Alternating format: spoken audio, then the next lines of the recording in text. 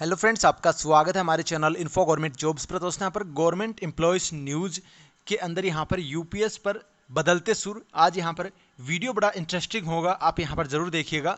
कर्मचारियों के जो 10% अंशदान है उसके ऊपर सरकार ने जो यहाँ पर यूपीएस लॉन्च की है उसके अंदर 10वां हिस्सा देने की बात यहाँ पर की थी, 5वां पॉइंट जो कि आपने देखा होगा। और वो सबसे पहले आई थिंक मैंने वीडियो बना के आपको बताया था कि 10% अंशदान है वो यहाँ पर गोलमोल किया जा रहा है। फाइनली जो उसके ऊपर भी जो यहाँ पर पहले यूनियन पदाधिकारी थे वो यहाँ पर सरकार को बधाई दे रहे थे या फिर अभिवादन कर रहे थे, वहाँ पे उनके भी सुर है वो बदलते नज़र आए हैं।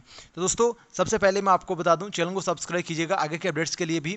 बट यहाँ पर मेरा ये मोटिव ये नहीं है कि मैं जिस यूनियन के पदाधिकारी का यहाँ पर आपको बयान सुना रहा हूँ उसके पक्ष में आप वोट करें या फिर विपक्ष में वोट करें। मैं सिर्फ और सिर्फ जो यहाँ पर बयान आए हैं वो आपको दिखाऊंगा। बाकी आपको पता है जो ट्विटर कैंपेन हुआ था वो यहाँ पर काफ़ी सक्सेसफुल रहा। इसके साथ ही जो एम्प्लॉयज़ के मन की बात है, क्योंकि यूनियनें क्यों बनती हैं, यूनियनें एम्प्लॉयज़ से ही बनती है, तो एम्प्लॉय के मन में जो बात है वो यहाँ पर यूनियन को उठानी चाहिए। और फाइनली यहाँ पर वो चीज़ हो रही है जो कि एक अच्छी बात भी है। चाहे कोई भी यूनियन हो, चाहे आपको अब यूनियन के इलेक्शन भी होने हैं, आप किसी को भी वोट करें वो आपकी मर्जी है। बट यहाँ पर कहीं ना कहीं इस चीज़ का फ़र्क पड़ा है, जो एम्प्लॉयज़ के मन में है, जो कर्मचारियों के मन में है, वो यहाँ पर यूनियन पदाधिकारियों को फाइनली यहाँ पर बोलने को मजबूर होना पड़ रहा है कि हमें यहाँ पर ये चीज़ भी चाहिए, हम सरकार से यहाँ पर डिमांड करेंगे इस चीज़ को लेकर भी। हालांकि अभी भी वन लाइनर ऐसा कुछ नहीं आया है। जैसे यहाँ पर कर्मचारियों का लगभग का मांग है कि ओपीएस है वो हूबहू हमें चाहिए।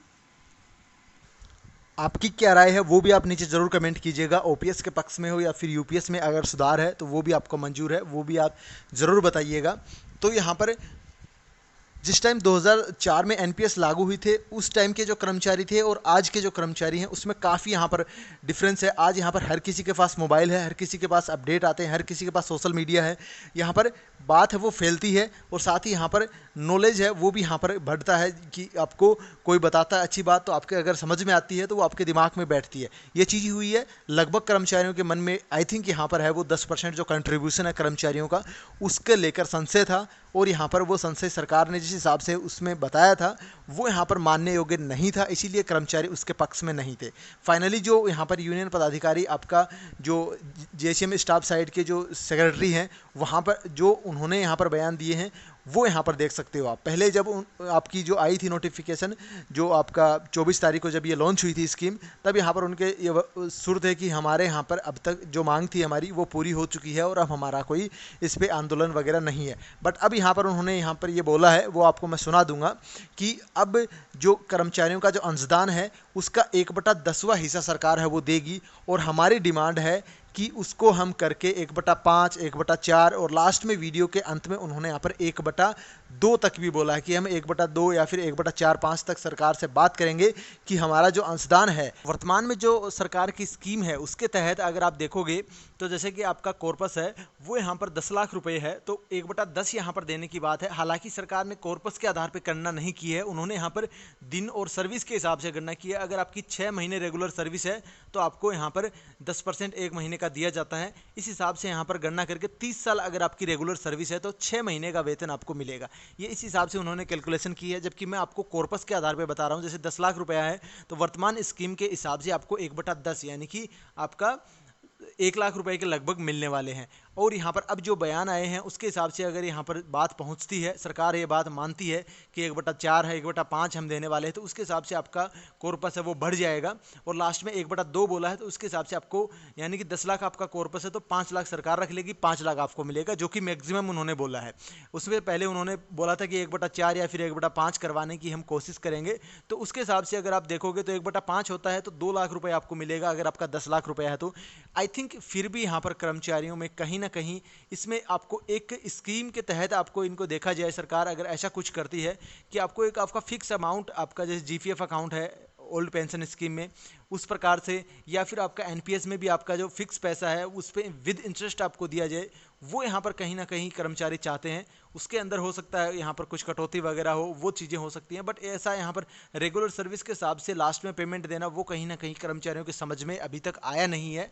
बाकी आपको मैं ज़रूर बयान सुनाऊंगा, बाकी आप अपना व्यू नीचे डालिएगा। मैं किसी यूनियन को यहाँ पर अभी भी आपको बोल रहा हूँ, मैं किसी यूनियन का ना तो सपोर्ट कर रहा हूँ, ना किसी यूनियन को यहाँ पर गलत बता रहा हूँ। बाकी कर्मचारियों के जो मन की बात है वो उठाती है वही यूनियन है। तो चैनल को सब्सक्राइब भी कर लीजिएगा। तो ये एक बहुत बड़ी उपलब्धि है और हम लोगों को आशा है कि जो हम लोगों ने बात की है उसके हिसाब से हर 3 साल में इस स्कीम को रिव्यू किया जाएगा। कर्मचारियों के ऊपर कोई भी बोझ नहीं बढ़ाया जाएगा। अगर कोई कमी आएगी तो सरकार उसकी भरपाई करेगी। और हमें पूरी आशा है कि जो 10% कर्मचारियों का कटता है उसमें अभी जो 1/10 का फैसला हुआ है, आने वाले भविष्य में वो और आगे बढ़ेगा। हमारी मांग है कि इसको 1/4 हिस्सा इसका जो है वो हम लोगों को मिलना चाहिए। तो मुझे पूरी आशा है कि आने वाले भविष्य में सरकार उस बात को मानेगी और हम कर्मचारियों को जो आज 1/10 है उसको 1/5, 1/4 करा करके काफी कुछ उनके हक में देंगे। लेकिन 23 लाख केंद्र सरकार के कर्मचारियों को, जिसमें कि 7.5 लाख रेल कर्मचारी हैं, उनको इसका लाभ होगा। उनके परिवारों में बहुत खुशी है, उनके अंदर बहुत खुशी है। तो हम लोगों ने सरकार को भी धन्यवाद दिया और प्रधानमंत्री जी को भी कि इतना बड़ा झगड़ा था और ये ऐसा हो गया था कि लोग विश्वास ही नहीं करते थे कि हमारी पेंशन वापस हो। तो ये एक ऑल इंडिया रेलवे फेडरेशन की, नॉर्दर्न रेलवे यूनियन की, एक मैं कहूँगा कि दृढ़ता के साथ लड़ी गई लड़ाई है, जिसकी वजह से ये हम लोगों को हासिल हुआ। जहाँ तक रेलवे का सवाल है, रेलवे यूपीएस को लेकर और कौन सी डिमांड है जिस पे आप काम करेंगे? यूपीएस को लेके एक ही डिमांड अभी हमारी बची हुई है कि जो हमारा 10% हिस्सा है उसका कम से कम आधा हिस्सा हमको जो है वो कैश पेमेंट किया जाए जिस समय हम लोग रिटायर हो। देखिए, ये 2 कंपोनेंट है इसमें। एक तो ये है कि 18.5% भारत सरकार देगी कार्पस पे, भारत सरकार का है, 18.5% भारत सरकार से आएगा। और रेल कर्मचारियों को, केंद्र कर्मचारियों का 10% हिस्सा उसमें कट करके जाएगा। हमारी मांग यह है कि जो हमारा कट करके जा रहा है वो कम से कम 50% उसका at the time of retirement हमको वापस मिलना चाहिए और हम उसके लिए भारत सरकार से बराबर परसू करते हैं। तो अभी यूपीएस में कितना मिल रहा है वो? अभी यूपीएस में 1/10 कर दिया है उन्होंने 6 महीने के आधार पर। तो इससे करीब 12 महीने की तनख्वाह रिटायरमेंट के समय लोगों को मिलेगी। लेकिन हम इससे संतुष्ट नहीं है अभी और सरकार से बराबर इस पर चर्चा करते रहेंगे कि इसको बढ़ाने की आवश्यकता है।